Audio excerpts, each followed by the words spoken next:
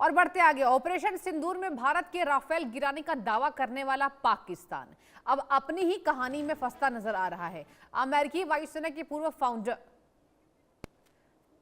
बड़ी खबर सामने आ रही है। नए पदाधिकारियों से मुलाकात करने की तैयारी बीजेपी की, ये बड़ी जानकारी आप तक साझा कर रहे हैं। जहां बीजेपी पदाधिकारियों से पीएम मोदी की मुलाकात होने वाली है, ये बड़ी जानकारी आपके साथ साझा कर रहे हैं। अब ये क्या रणनीति होगी, बीजेपी किस बात को लेकर मंथन कर रही है, देखने वाली बात होगी। बीजेपी मुख्यालय पहुंचे देश के प्रधानमंत्री नरेंद्र मोदी। नए पदाधिकारियों से पीएम मोदी की मुलाकात होने वाली है और जिस तरीके से बीजेपी की तमाम तैयारी आने वाले चुनावों को लेकर भी होगी, जेनजी को साधने की भी तैयारी होगी। बीजेपी मुख्यालय पीएम मोदी पहुंच चुके हैं और जो नए पदाधिकारी हैं उनसे पीएम मोदी की मुलाकात होने वाली है। ये अहम खबर आपको पता होगा कि नितिन नवीन की नई टीम का ऐलान दर्शकों हुआ है। एक तरफ उत्तर प्रदेश में होने वाले चुनाव हैं, तमाम राज्यों के चुनावों की स्थितियों को देखते हुए, तैयारियों को देखते हुए बीजेपी की तैयारी जो है वो शुरू हो चुकी है। अब बीजेपी मुख्यालय प्रधानमंत्री नरेंद्र मोदी पहुंच चुके हैं और बीजेपी के पदाधिकारियों से मुलाकात करने की भी बात जो है वो सामने आ रही है। देखना अहम होगा इस बैठक में क्या कुछ नया निकलकर सामने आ सकता है।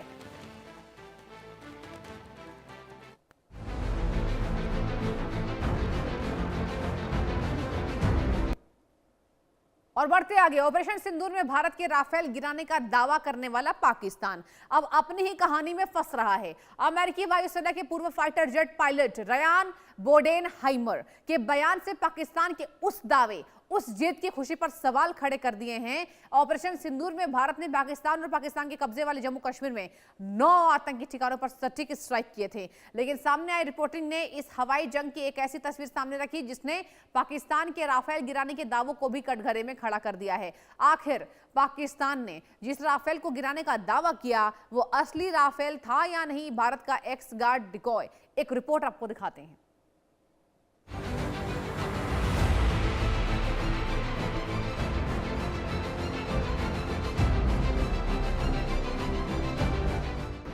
पाकिस्तान ने कहा भारत के राफेल गिरा दिए, दावे हुए, आंकड़े बताए गए और जीत का जश्न भी। लेकिन अब सवाल ये कि पाकिस्तान ने जिस टारगेट को राफेल समझकर निशाना बनाया वो वाकई राफेल था भी या नहीं, क्योंकि ऑपरेशन सिंदूर से जुड़ी बात की रिपोर्टिंग में एक बेहद दिलचस्प इलेक्ट्रॉनिक वॉरफेयर तकनीक का जिक्र सामने आया, एक्स गार्ड।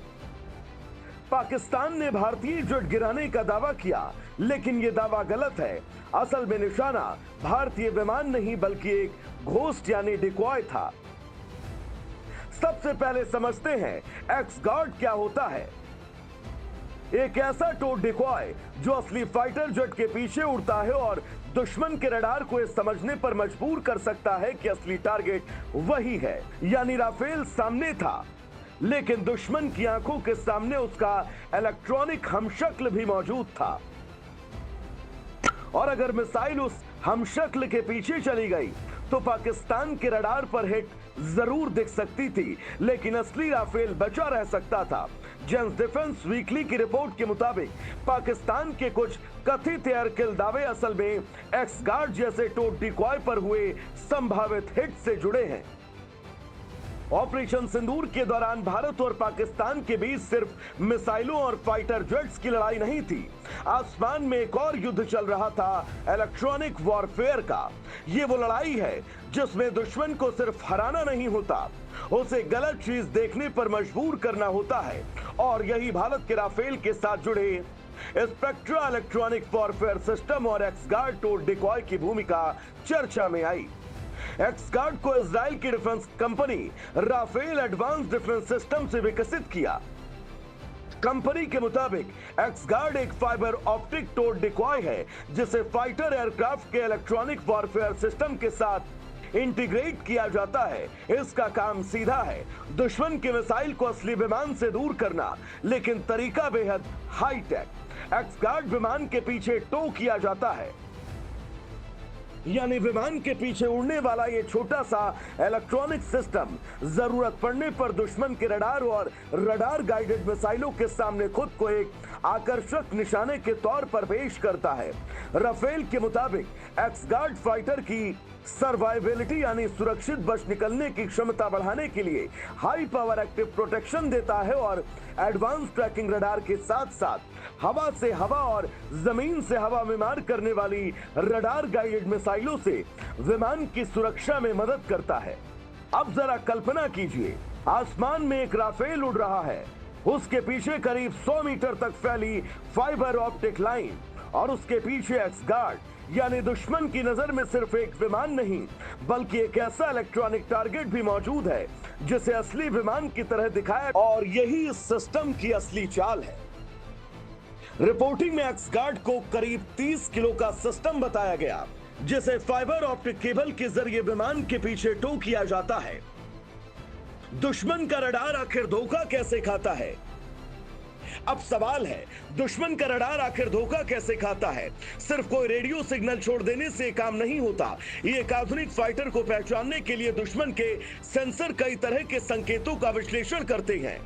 विमान की रडार सिग्नेचर, उसकी गति की दिशा, डॉपलर शिफ्ट और दूसरे इलेक्ट्रॉनिक संकेत। एक्स गार्ड का मकसद इन्हीं संकेतों में हेरफेर करके दुश्मन के सेंसर के सामने एक ऐसा टारगेट पेश करना है जो उसे असली विमान जैसा दिखाई दे। यानी रडार को ऐसा लग सकता है कि सामने यही फाइटर है, इसी को ट्रैक करो, इसी पर लॉक करो, और जैसे ही रडार की पहचान गलत हुई, मिसाइल भी उसी दिशा में टारगेट के पीछे जा सकती है। यानी रडार ने विमान तो देखा लेकिन असली विमान नहीं पहचाना। रिपोर्टिंग में सिस्टम की एक और खासियत का जिक्र है, एआई और रियल टाइम सिग्नल मैनेजमेंट। यानी डिकॉय लगातार एक ही तरह का सिग्नल नहीं छोड़ता बल्कि हालात के मुताबिक अपने इलेक्ट्रॉनिक सिग्नल में बदलाव कर सकता है ताकि दुश्मन के सेंसर लगातार भ्रम में रहे। रिपोर्ट में बताया भी गया कि एक्स गार्ड राफेल की रडार सिग्नेचर और डॉपलर से जुड़ी विशेषताओं की नकल कर सकता है। यानी दुश्मन के रडार के सामने सवाल सिर्फ ये नहीं कि टारगेट कहां है, असली मुश्किल ये कि इन टारगेट्स में असली राफेल कौन सा है, और यही इलेक्ट्रॉनिक छलावे की ताकत है। अब इस कहानी में पाकिस्तान का J-10C सामने आता है। पाकिस्तान के J-10C लड़ाकू विमान में KLJ-71 AES रडार है जो दुश्मन के विमानों को पहचानने, उनकी लोकेशन पता करने और उन्हें ट्रैक करने में अहम भूमिका निभाता है। लेकिन आधुनिक इलेक्ट्रॉनिक वॉरफेयर में सिर्फ ताकतवर रडार होना काफी नहीं है। रडार को जो सिग्नल मिल रहा है, अगर वही सिग्नल उसे गुमराह कर दे तो पूरा सिस्टम गलत तस्वीर देख सकता है, और यहीं से शुरू होता है इलेक्ट्रॉनिक डिस्पेशन का खेल। यानी दुश्मन के सेंसर को ऐसी जानकारी देना जिससे उसे असली विमान और डिकॉय के बीच फर्क करना मुश्किल हो जाए। पाकिस्तान ने जिसे राफेल समझा वो था भारत का भूत यानी x guard. James defence weekly ने संकेत दिया कि पाकिस्तान के कुछ कथित एयरकिल दावे असली भारतीय लड़ाकू विमानों पर नहीं बल्कि एक्स गार्ड जैसे टोड डिकॉय पर संभावित हिट से जुड़े हो सकते हैं।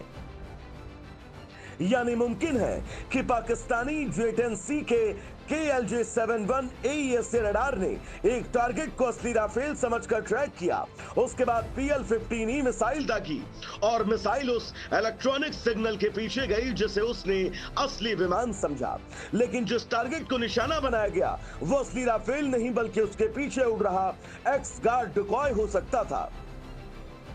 यही वो इलेक्ट्रॉनिक छलावा है जिसमें दुश्मन को टारगेट तो दिखाई देता है, उस पर लॉक भी मिलता है, लेकिन आखिरी वक्त में यह समझ नहीं आता कि असली विमान है या उसका इलेक्ट्रॉनिक हमशक्ल। यही वजह है कि इस पूरी कहानी में स्पेक्ट्रा भी बेहद अहम हो जाता है।